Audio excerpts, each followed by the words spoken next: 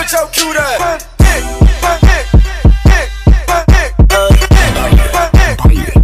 With your cute ass. With your bitch, where? with your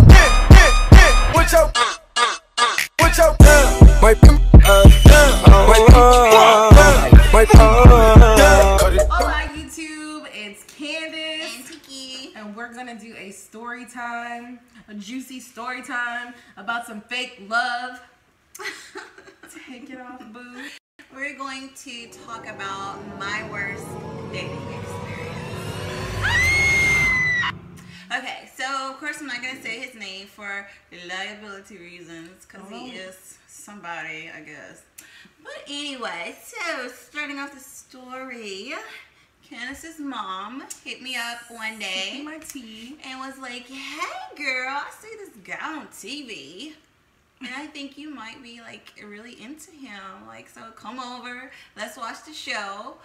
Something that we do a lot, watch TV shows together. And so I slid through and bam, I was like, "Oh, who is this snack?" Hard eyes. So I was like, we about to find out who this guy is and see what's up. So I put my detective skills to the test. I learned from the best and figured out what his name was, what his IG was, and then I was like, I'm about to shoot my shot. And I did. I slid in his DMs and I was like, "Hey, how you doing?" And I went to sleep. And the next morning, I had that response, and I was like, "Ooh." So eventually we started talking, we exchanged phone numbers, and that is how it all started. We ended up talking for almost a year.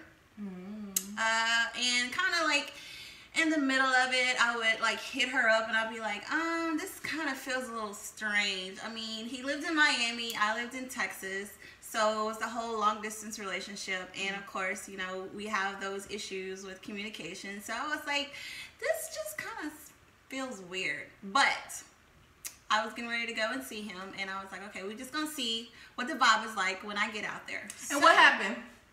I finally flew out there. Of course, I was on a mission to make sure that it felt legit, like wondering whether or not he was gonna be like super affectionate in public, if he was gonna try to hide me, what was the dynamic gonna be like. And it was the complete opposite of what I thought. We were out in public holding hands. He was taking me all over the city, you know, being super affectionate in public, all the good stuff that you know you're looking for. And it was fun. We had a lot of fun. I came home maybe like 3 months later. He flew out to see me here in Texas, and it was a lot of fun. I introduced him to her family, my family.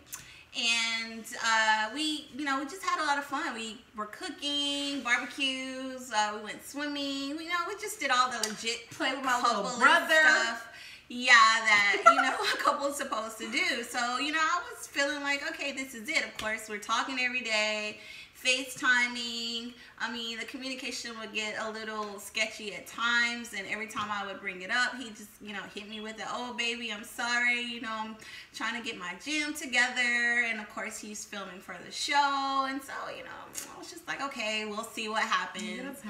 And maybe like a week after he left, I get a message. I had posted photos of our little vacation or whatever on Instagram, and I tagged him in it. And I get a message, and this chick was like, "Hey, is that," we'll just call him Bo. "Yes, that's Bo." I just thought she was like a friend or whatever, or fan or something like that. And so I didn't think anything of it. And then she comes back, and she's just like, "So I saw y'all's photos. What's going on? Like, how long have you known him? Blah, blah, blah." And I'm like, "Why? It's my man. What you asking all these questions for?" "Oh, because he's my man too." Really? You thought, no. So at first I was just like, oh, okay, so we about to be going at it like, no, he's my man. No, he's my man, but no. Come to find out. It's a Brandy song.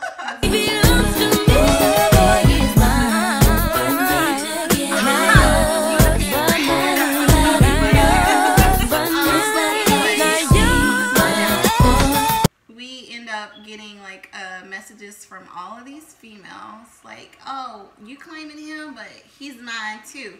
13 girls hit me up all together. And so we decided to get in this whole little group message. And we're talking about when we met him, what the text and, you know, the communication is like. And I'm like, wow, like, this is legit. Like, this dude is talking to 13 different females. So Thotty McHottie. before I decided to hit him with the stuff, you know, I was just like, okay, so let's figure out where all this stemmed from. How long y'all been talking? Because we have been talking, like I said, almost a year, coming up on our 1-year anniversary. We find out that in December, this is like July, when I found all this stuff up. In December, he had not one, but 2 babies by 2 different girls within a week apart. Yeah, so we hit up the girls and they're like, yep, Bo is our baby daddy.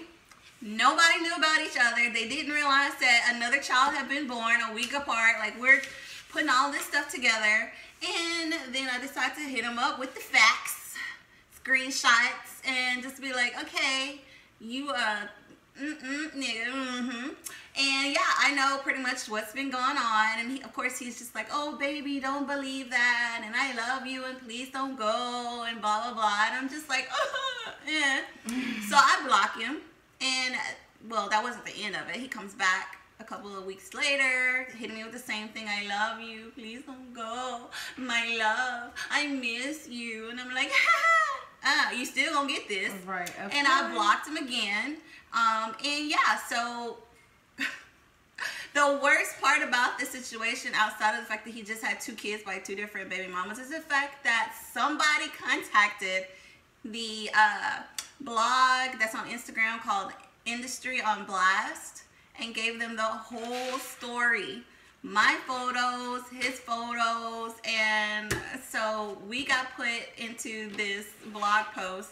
Everybody's coming to me like, oh my God, I saw your picture on the Industry on Blast. What's going on? And I'm like, that's me. But yeah, so he gets embarrassed. You know, his fans, I guess they're, you know, figuring out what's going on. And someone had sent up this picture of this really, nasty stuff that he's saying about the kids. Like, lying and saying, oh, those kids aren't mine. Or, you know, they were lying, saying they were on birth control and blah, blah, blah. Which one is it? Are they yours or not? But anyway, yes, those are his kids. He gets embarrassed. He even puts this post out on his Instagram talking about how ashamed of, you know, of himself and blah, blah, blah. And I'm just like, you deserve all of this. Like, and of course, I'm the only melanated person in this situation. All the rest of the girls were not. But anyway, so yeah, that was very embarrassing for me to have to be, you know, have my friends see that post and people come to me. And then other girls are coming up like, yeah, I was talking to him too. So it's like 20 different females coming up talking about, you know, they talking to him, and it was just like a terrible part. It was really embarrassing. But that is my worst dating experience. And this just happened last year. But yeah, that was my worst dating experience. And we're going to come back and give you Candace's worst dating experience and another story time or whatever. And I'll talk about what she went through in her worst dating experience. Right. So, yeah. And dudes, please claim your babies.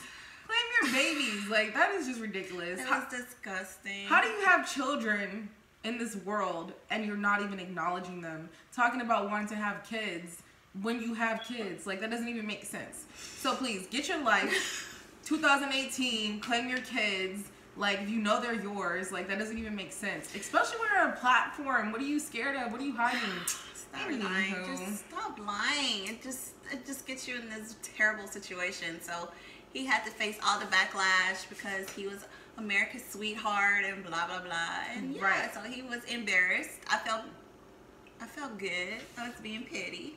But yeah, he got embarrassed, and of course I enjoyed it. I didn't like the fact that I was, you know, involved in it, but yeah, that was my worst dating experience.